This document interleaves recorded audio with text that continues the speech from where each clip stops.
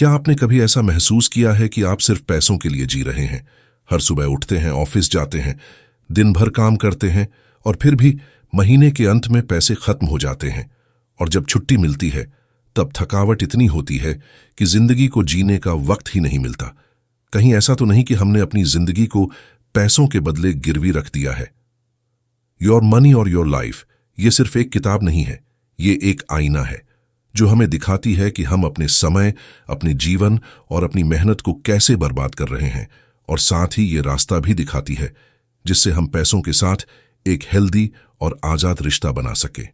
तो चलिए आज हम इस किताब की गहराई में उतरते हैं और सीखते हैं कि पैसे की दौड़ से आजादी कैसे पाई जा सकती है, सच में अमीर कैसे बना जा सकता है, और वो भी सिर्फ बैंक बैलेंस से नहीं बल्कि शांति और संतोष से। पैसों के साथ हमारा असली रिश्ता क्या है? इस किताब के लेखक जो डोमिंगेज और विकी रॉबिन कहते हैं कि पैसों को समझने से पहले हमें अपने जीवन ऊर्जा, लाइफ एनर्जी को समझना होगा। हर बार जब आप पैसा कमाते हैं तो आप अपनी जिंदगी का एक हिस्सा बेचते हैं। अगर आप रोज 8 घंटे ऑफिस में बिताते हैं, आने जाने में 2 घंटे और फिर थकावट, तनाव, तो क्या वो 1 लाख की सैलरी वाकई लाभदायक है? यह किताब कहती है हर खर्च के बारे में पूछो, क्या यह मेरी जिंदगी की ऊर्जा के लायक है? यानी जब आप 5,000 रुपए का फोन खरीदते हो तो असल में आप वो फोन नहीं खरीद रहे, आप अपनी जिंदगी का वो समय बेच रहे हो जो आपने वो पैसा कमाने में लगाया था।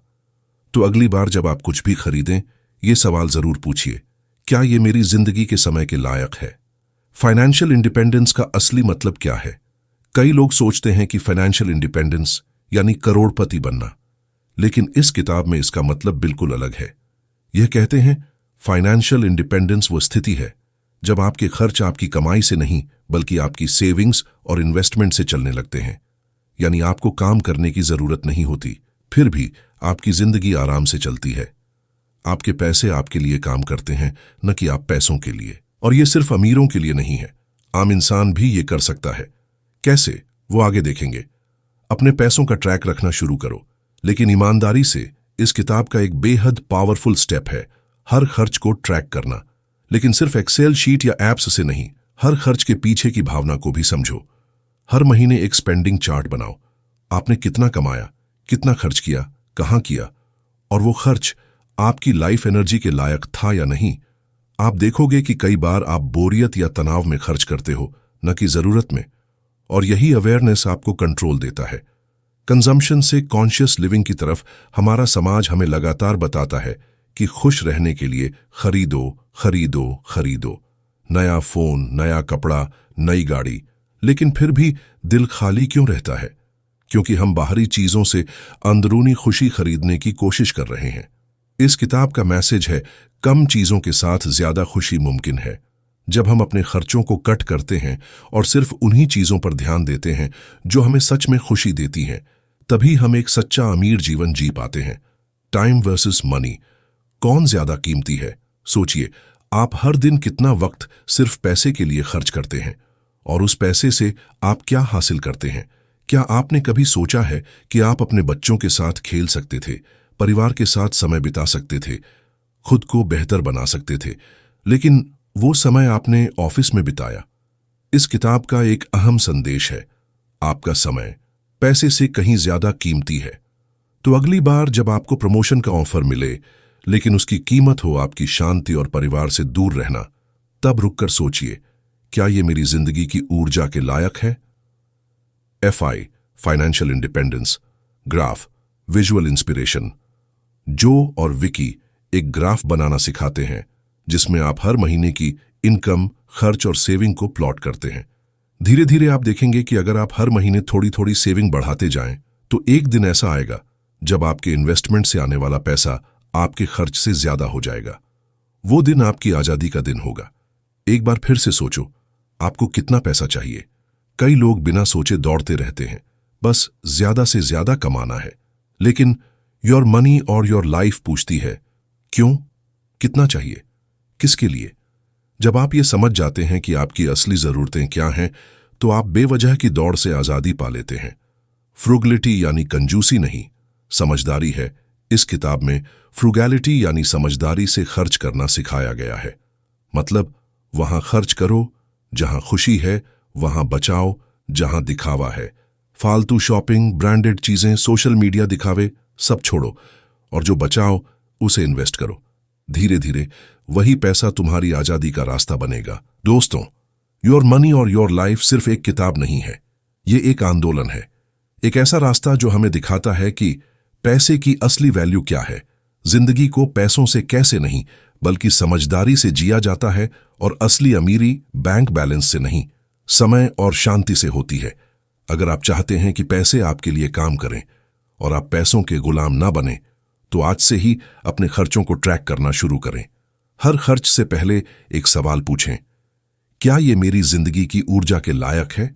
और फिर देखिए कैसे आपकी जिंदगी बदलती है।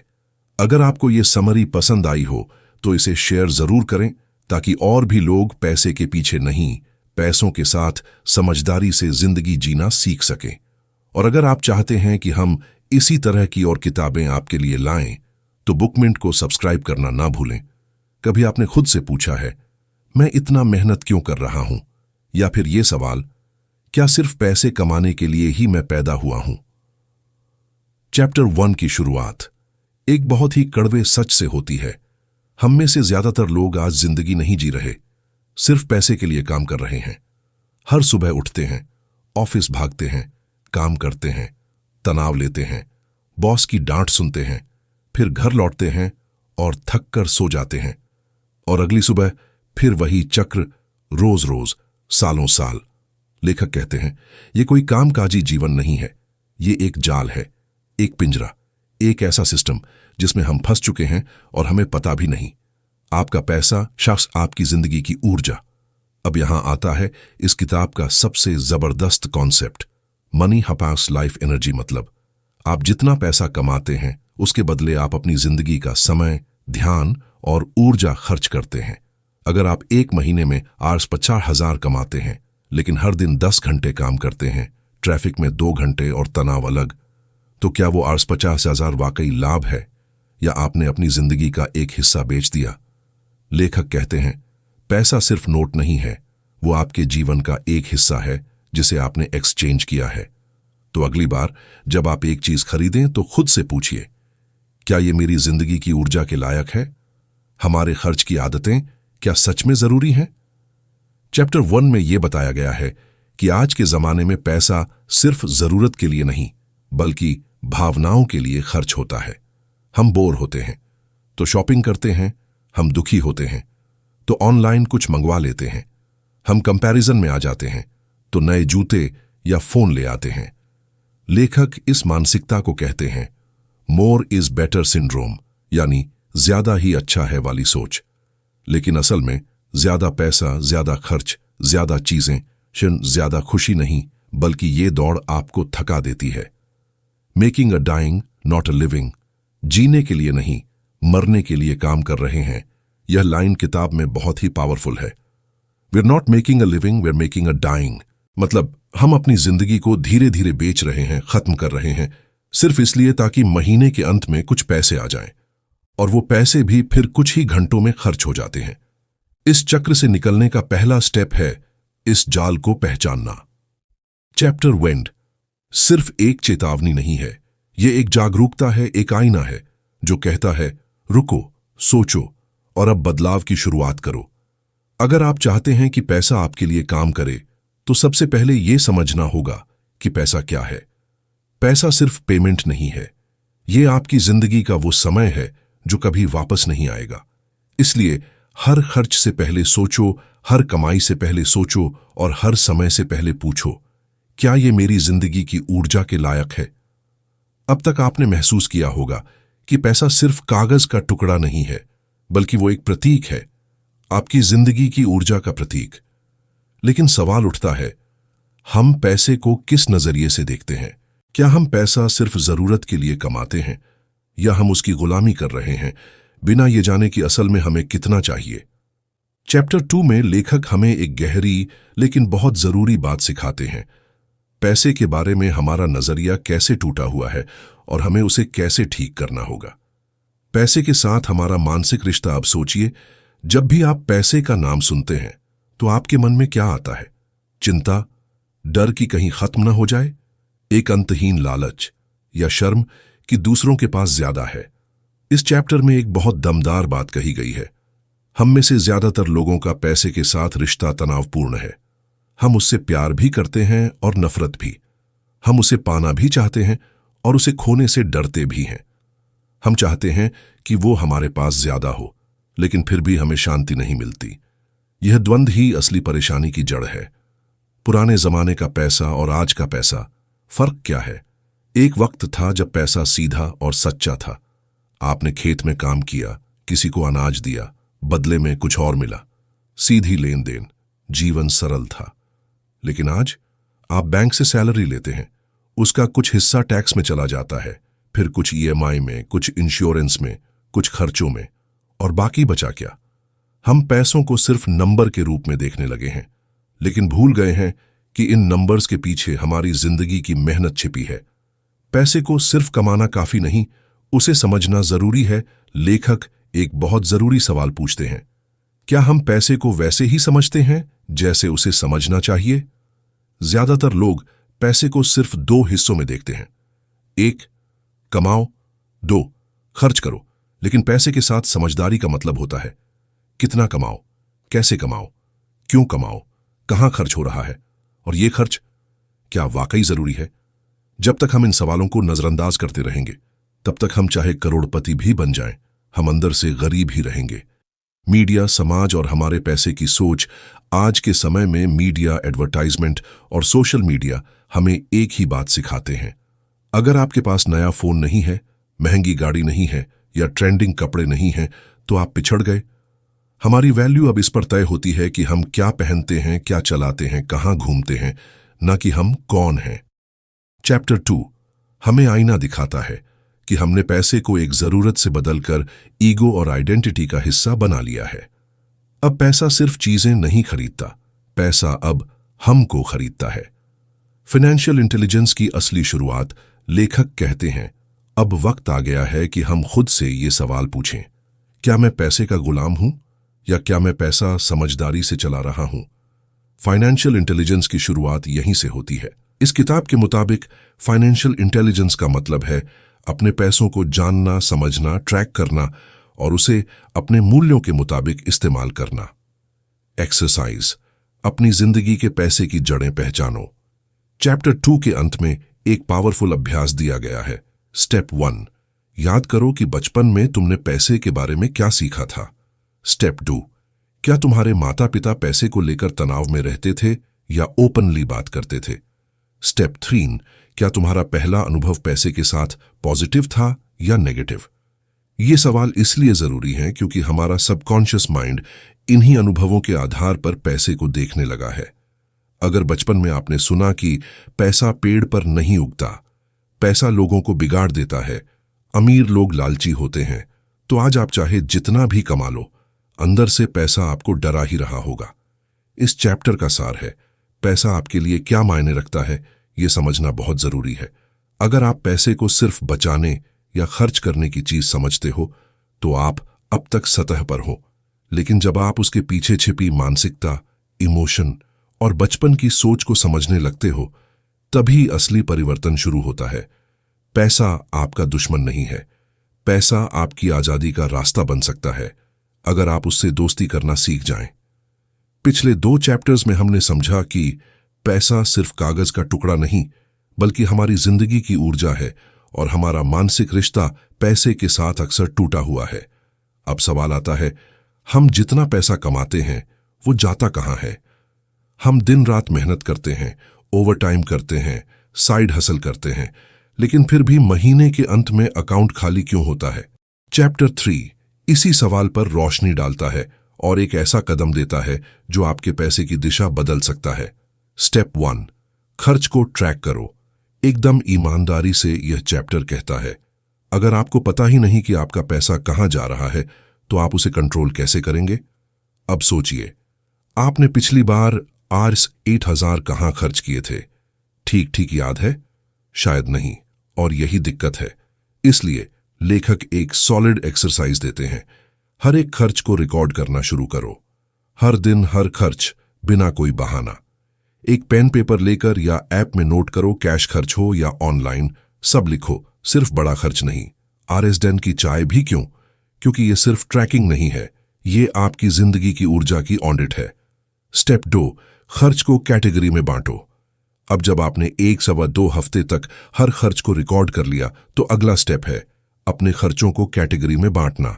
जैसे जरूरी, किराया, राशन, बिजली बिल, इच्छाएं, बाहर खाना, OTT सब्सक्रिप्शन, आदतें, हर हफ्ते शॉपिंग, ऑनलाइन ऑर्डर, इंपल्स, अचानक किसी ऑफर में कुछ खरीद लेना।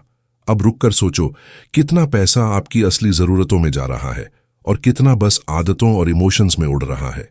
यही फर्क आंखें खोलता है। स्टेप 3, लाइफ एनर्जी से जोड़कर खर्च का मूल्य समझो।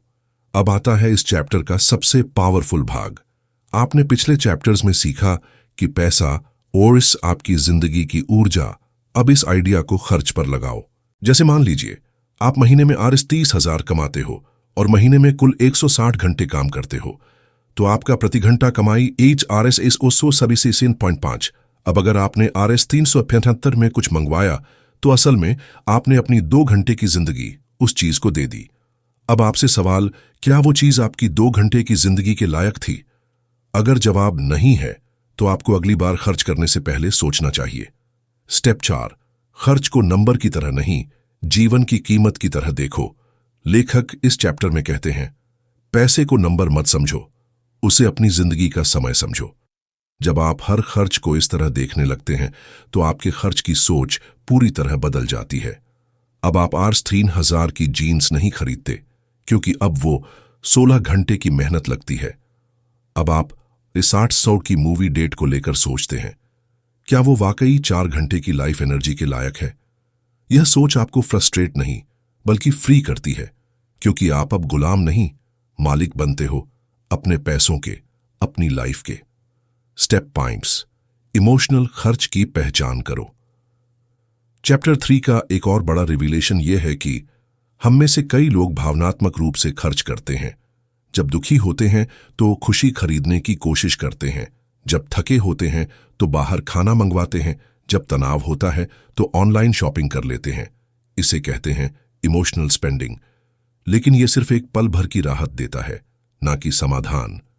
लेखक कहते हैं, जब भी आप कोई खर्च करने लगें तो रुक कर पूछें, क्या मैं खुश हूं इसलिए खरीद रहा हूं, या मैं दुखी, बोर या थका हुआ हूं? अगर दूसरा जवाब है तो पॉज करें। चैप्टर 3 का अंतिम संदेश, know where your money goes and you will know where your life goes. इस अध्याय में लेखक हमें यह सिखाते हैं कि हमारा पैसा जिस दिशा में बहता है, हमारी जिंदगी भी वहीं जाती है। तो अगर आप चाहते हैं कि आपकी जिंदगी एक बेहतर दिशा में जाए, तो अपने पैसों की दिशा को देखिए, समझिए और फिर कंट्रोल में लाइए। हर खर्च, हर रुपए, हर ऑर्डर, ये सब आपकी लाइफ एनर्जी है। उन्हें ऐसे ही बहने मत दो, उन्हें समझदारी से बहाओ। अब तक आपने अपने पैसे को ट्रैक करना सीखा, हर खर्च की लाइफ एनर्जी की कीमत समझी और ये जाना कि पैसा आपकी जिंदगी का सबसे बड़ा रिफ्लेक्शन है। लेकिन अब सबसे बड़ा सवाल आता है, आखिर कितना पैसा काफी है? चैप्टर 4 यही सवाल उठाता है और फिर उसका ऐसा जवाब देता है जो आपकी सोच की दिशा ही बदल देता है। हम सबकी दौड़ और ज्यादा आपने गौर किया होगा, जब कोई इंसान RS 10,000 कमाने लगता है, वो सोचता है RS 20,000 हो जाए। जब RS 50,000 मिलने लगते हैं तो आंख RS 1 लाख की तरफ बढ़ती है। लेकिन जब RS 1 लाख मिल जाते हैं, तब भी मन शांत नहीं होता। क्यों? क्योंकि हमारा दिमाग इस झूठ को मान चुका है कि सच्ची खुशी और सुरक्षा पैसे से आती है और उसका कोई अंत नहीं। चैप्टर 4 कहता है, हम पैसों से जिंदगी नहीं खरीद रहे, हम अपनी जिंदगी बेचते जा रहे हैं। इनफ का मतलब क्या है? लेखक यहां एक दमदार सवाल पूछते हैं, इनफ आपके लिए क्या है? मतलब आपकी जरूरतें क्या हैं? किस स्तर का जीवन आपको सुकून देता है? कहां पर आकर आप रुक सकते हैं और कह सकते हैं, बस अब मुझे और नहीं चाहिए? लेकिन हम कभी रुकते ही नहीं, क्योंकि हमारे पास इनफ का कोई पैमाना ही नहीं है। और जब माप ही नहीं है, तो हम पूरी जिंदगी अनफुलफिल्ड हंगर में जिएंगे। खर्च और संतोष का ग्राफ आपकी आजादी का माप लेखक एक बहुत पावरफुल टूल बताते हैं। फुलफिलमेंट कर्व यानी संतोष का ग्राफ। ये ग्राफ बताता है कि शुरुआत में जब आप अपनी जरूरतें पूरी करते हो, जैसे खाना, कपड़ा, घर, तो खुशी बढ़ती है। फिर जब आप थोड़ा और खर्च करते हो, जैसे बाइक, मोबाइल, मनोरंजन, तो भी खुशी थोड़ी और बढ़ती है। लेकिन एक सीमा के बाद जैसे ही खर्च और सुविधाएं बढ़ती हैं, खुशी रुक जाती है और फिर गिरने लगती है। अब वो नई गाड़ी, नया फोन, ब्रांडेड कपड़े खुशी नहीं देते, बल्कि तनाव बढ़ाते हैं। ईएमआई का बोझ, मेंटेनेंस का खर्च और कंपैरिजन का जहर। क्यों हमें इनफ जानना चाहिए? क्योंकि जब आप जानते हैं कि कितना आपके लिए काफी है, तब आप रुक सकते हैं, तब आप चैन की नींद ले सकते हैं, तब आप बिना अपराध बोध के ना कह सकते हैं। यह चैप्टर एक क्रांतिकारी बात कहता है। आपका असली अमीरपन तब शुरू होता है जब आप तय कर लेते हैं कि अब मुझे और नहीं चाहिए। Practical steps. अपनी इनफ लाइन को कैसे खोजें? कि उस अपनी खुशियों की लिस्ट बनाओ, लिखो वो चीजें जो तुम्हें वाकई खुशी देती हैं और वो जो बस दिखावे के लिए करते हो। आप पाएंगे कि असली खुशी अक्सर मुफ्त या सस्ती होती है, जैसे परिवार के साथ समय, खुली हवा में टहलना, अच्छा खाना, खुद को निखारना और समय पर सोना। 2. अपने खर्चों की फुलफिलमेंट वैल्यू रेटिंग दो। हर खर्च को 1 से 5 के स्केल पर रेट करो। 1 बिल्कुल भी खुशी नहीं, 5 गहराई से संतोष। आपको दिखेगा कि कई महंगे खर्च सिर्फ 1 या 2 रेटिंग के होंगे, जबकि एक किताब या कप कॉफी आपको 4 या 5 दे रही होगी। 3. लो कॉस्ट हाई वैल्यू चीजें ढूंढो। ऐसी आदतें बनाओ जो कम खर्च में ज्यादा खुशी दें, जैसे self care routine, meditation, walking, किताबें, सीखना, सेवा करना। इनफ का मतलब त्याग नहीं है, आजादी है। इस चैप्टर का एक गहरा संदेश है। इनफ का मतलब गरीबी नहीं, बल्कि आजादी है। जब आप अपनी इनफ लाइन खोज लेते हैं, तब आपको बेवजह की भागदौड़ से छुटकारा मिल जाता है। आप सुकून से जीते हो, चैन से खाते हो और हर खर्च करने से पहले खुद से पूछते हो, क्या ये मेरी इनफ लाइन के अंदर आता है? चैप्टर 4 हमें सिखाता है कि हमेशा ज्यादा कमाना जरूरी नहीं होता, बल्कि ये जानना जरूरी होता है कि कितना आपके लिए काफी है। जब आप इनफ को परिभाषित कर लेते हैं, तो आपके खर्च कम हो जाते हैं, सेविंग बढ़ जाती है और आपकी फाइनेंशियल इंडिपेंडेंस की राह तेज हो जाती है, क्योंकि अब आप पैसे के पीछे नहीं भाग रहे, अब पैसा आपके पीछे चल रहा है। अब तक हमने ये तो समझ लिया कि पैसा सिर्फ खर्चने और कमाने का जरिया नहीं है, बल्कि ये आपकी जिंदगी की ऊर्जा है। लेकिन अब जो बात हम समझने जा रहे हैं, वो आपकी सोच को झकझोर कर रख देगी। हम अक्सर ये सोचते हैं कि हम पैसा कमा रहे हैं ताकि बेहतर जीवन जी सकें, लेकिन क्या आपने कभी ये सोचा है कि वो पैसा जिसके लिए आप रोज 8 से 10 घंटे काम कर रहे हो, वो आपकी जिंदगी की कितनी बड़ी कीमत पर मिल रहा है? इस चैप्टर में यही सवाल उठाया गया है। क्या आप अपनी जिंदगी को सिर्फ पैसे में बदल रहे हैं? पैसा आपकी जिंदगी की ऊर्जा। हर रुपए के पीछे आपका समय है, आपकी मेहनत है, आपका स्ट्रेस है, आपका आराम खोया गया है। अब सोचिए, अगर आप रोज 8,000 कमाते हो, तो वो 8,000 सिर्फ एक नंबर नहीं है, वो आपके जीवन का एक टुकड़ा है। आपने उस रुपए के बदले अपना टाइम, अपनी एनर्जी, अपनी नींद और कभी-कभी अपनी खुशी तक दी है। इस चैप्टर में एक बेहद पावरफुल एक्सरसाइज दी गई है। आपको हर खर्चे पर एक सवाल पूछना है, क्या यह खर्च मेरे जीवन की उस ऊर्जा के लायक है जो मैंने इसे कमाने में लगाई? अब मान लीजिए आपने 500 की कोई चीज खरीदी। अब आप खुद से पूछिए, क्या यह चीज मेरी जिंदगी के 3-4 घंटे के समय के लायक थी? ज्यादातर मामलों में जवाब होगा नहीं, और यहीं से बदलाव की शुरुआत होती है। चैप्टर की एक लाइन बहुत हिला देने वाली है। जब भी आप बिना सोचे खर्च करते हैं, तो आप अपनी जिंदगी को बेवजह बेच रहे होते हैं।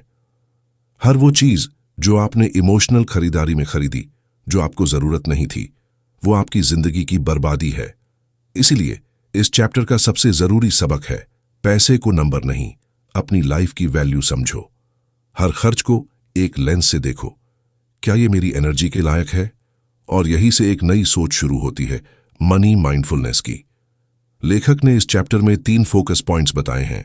विंक, सच में जानो कि पैसा क्या है। वो सिर्फ कागज नहीं है, वो आपकी जिंदगी का निवेश है। 2. हर खर्च की एनालिसिस करो, क्या वो आपके मूल्यों और मकसद से मेल खाता है? 3. अपने खर्चों को अपनी आजादी से लिंक करो, जितना कम खर्च उतनी जल्दी फाइनेंशियल फ्रीडम। अगर आप हर पैसे के खर्च को होश के साथ देखेंगे तो आप धीरे धीरे उस जाल से बाहर आ जाएंगे जिसमें पूरी दुनिया फंसी है, कमाने, खर्च करने और फिर से कमाने का अंतहीन चक्र। अब तक आपने समझ लिया कि पैसा सिर्फ रुपए पैसे का खेल नहीं है, ये आपकी जिंदगी की ऊर्जा का एक्सचेंज है। लेकिन सवाल ये उठता है, अब क्या करें? कैसे इस नए नजरिए को अपनी जिंदगी में उतारें? इस चैप्टर में आपको एक बहुत ही पावरफुल तरीका बताया गया है, हर एक रुपए का हिसाब रखना। अब आप सोच सकते हो, अरे भाई, रोज रोज पैसे गिनना, खर्च लिखना, ये तो बहुत बोरिंग और टाइम वेस्टिंग है। लेकिन रुकिए, लेखक कहते हैं कि यही आदत आपकी आजादी की चाबी है। हर खर्च को ट्रैक करना ऐसा है जैसे आप अपने जीवन का नक्शा खुद बना रहे हो। तो करना क्या है? हर दिन के अंत में 1 मिनट निकालिए और सिर्फ ये 4 चीजें नोट कीजिए। क्या है? आपने कितना कमाया? 2. आपने कितना खर्च किया? 3. आपने कहां खर्च किया? 4. आपने किस भावना से खर्च किया? अब बात सिर्फ पैसों की नहीं है, बात है जागरूकता की। जब आप बार बार एक ही चीज पर खर्च कर रहे होंगे, जैसे कि हर हफ्ते 5-6 बार ऑनलाइन फूड ऑर्डर कर रहे हो, तो ये ट्रैकिंग आपके सामने एक बड़ा आईना रखेगी। क्या ये खर्च सच में जरूरी था? हर खर्च पर ध्यान देना ऐसा है जैसे आप खुद को सिखा रहे हो, अब मैं अपने फैसलों के प्रति जिम्मेदार हूं। एक एक्सरसाइज जो जिंदगी बदल सकती है। लेखक कहते हैं, एक छोटा नोटबुक या मोबाइल ऐप इस्तेमाल करो और हर खर्च को कैटेगरी में बांटो। जरूरी खर्च, फूड बिल्स, मन बहलाव वाला खर्च, मूवीज, आउटिंग्स, आदतन खर्च, कॉफी, सिगरेट्स, इमोशनल खर्च, स्ट्रेस शॉपिंग। अब जब आप हफ्ते के अंत में देखेंगे कि आपने कितनी बार इमोशनल या आदतन खर्च किया है, तो आपको खुद समझ में आएगा कि पैसे की लीक कहां से बह रही है। एक जबरदस्त लाइन इस चैप्टर से, जो इंसान अपने पैसे को ट्रैक नहीं करता वो अपनी जिंदगी की दिशा से अनजान होता है। आपने सुना होगा, what gets measured gets managed. जिस चीज को आप मापते हैं उसे आप सुधार सकते हैं। ये ट्रैकिंग सिर्फ पैसे की नहीं, आपकी जिंदगी की भी ट्रैकिंग है। हर खर्च आपको दिखाता है आपकी प्राथमिकता क्या है, आप किसे अहमियत देते हो और किसे सिर्फ आदतों में घसीट रहे हो। और एक शानदार बोनस फायदा, जब आप लगातार ट्रैकिंग करते हो तो आप धीरे धीरे अपने खर्च करने के पैटर्न को तोड़ना शुरू कर देते हो। आप एक सवाल पूछने लगते हो, क्या ये खर्च मेरी खुशी बढ़ा रहा है या सिर्फ मेरी जेब खाली कर रहा है? और यही सवाल आपको फाइनेंशियल आजादी के रास्ते पर ले जाता है। पैसा ट्रैक करना यानी जिंदगी को ट्रैक करना, खर्च जानना यानी अपनी प्राथमिकता जानना, और जिम्मेदारी लेना यानी खुद को आजाद करना। अब तक आपने अपने पैसों का गहरा ऑडिट कर लिया है, अपनी सच्ची कमाई और खर्च को देखा है, अपनी इनफ लाइन पहचानी है और हर खर्च पर अपनी आत्मा से सवाल पूछ लिया है। अब वक्त है उन सारे डेटा को एक चार्ट की शक्ल में लाकर अपने सामने महीने दर महीने एक तस्वीर बनाने का, ताकि आप देख सकें कि आपकी जिंदगी कहां जा रही है। यह अध्याय बताता है कि कैसे आप हर महीने 3 प्रमुख चीजों को ट्रैक करते हैं। 1. आपकी कुल आय। 2. आपका कुल खर्च। 3. आपका फाइनेंशियल इंडिपेंडेंस कैपिटल, FIC, या वो पैसा जो आपने बचा लिया है और जो अब आपके लिए काम कर रहा है। अब सवाल आता है, ये चार्ट बनाना क्यों जरूरी है? क्योंकि जब आप हर महीने एक लाइन खींचते हैं जो दिखाती है कि आपकी कमाई और खर्च कहां जा रहे हैं, तो वो सिर्फ पैसे की जानकारी नहीं होती, वो आपके जीवन के पैटर्न की एक झलक होती है। वो चार्ट आपको बताएगा कि आप अपनी स्वतंत्रता की तरफ बढ़ रहे हो या फिर किसी जाल में उलझ रहे हो। कैसे बनाएं ये चार्ट? बहुत आसान है। एक कागज या एक्सेल शीट ले लीजिए, ऊपर महीने के नाम लिखिए और साइड में 3 लाइनें खींचिए। एक लाइन आपकी कमाई की हो, दूसरी लाइन आपके खर्च की और तीसरी लाइन आपकी सेविंग्स या FIC की। हर महीने ये तीनों आंकड़े नोट कीजिए और उनकी ग्राफ खींचिए। अब धीरे धीरे जब महीने बीतते हैं, आप देखेंगे कि जैसे जैसे आपकी खर्च करने की समझ बढ़ती है और आपकी सेविंग्स बढ़ती हैं, वैसे वैसे आपकी स्वतंत्रता की लाइन ऊपर चढ़ती जाती है। ये चार्ट ही असली मोटिवेशन बनता है, क्योंकि यह आपको दिखाता है कि आपकी छोटी छोटी आदतें कैसे आपको एक बड़े गोल के करीब ला रही हैं। जब आप देखते हो कि आपकी सेविंग्स की लाइन आपकी खर्च की लाइन से ऊपर जा रही है, तो एक गहरा आत्मिक सुकून मिलता है। आप देख पाते हैं कि आप अब अपने समय और जीवन के मालिक बन रहे हैं। ध्यान देने योग्य एक खास बात, अगर आपने सही से काम किया है तो इस चार्ट में एक समय ऐसा आएगा जब आपकी FIC वाली लाइन आपके खर्च की लाइन को पार कर जाएगी। और उस पल का मतलब होता है आप फाइनेंशियली फ्री हो गए हैं। अब आपका पैसा आपके लिए काम कर रहा है।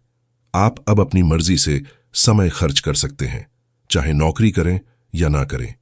इस अध्याय का सार यही है कि जब आप अपने पैसों को देखकर उन्हें समझते हो और फिर उन्हें ट्रैक करते हो, तो धीरे धीरे पैसे आपके ऊपर से कंट्रोल खो देते हैं और आप उनके ऊपर कंट्रोल पा लेते हो।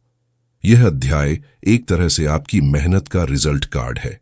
यह वह आईना है जो आपकी पूरी यात्रा का प्रतिबिंब दिखाता है।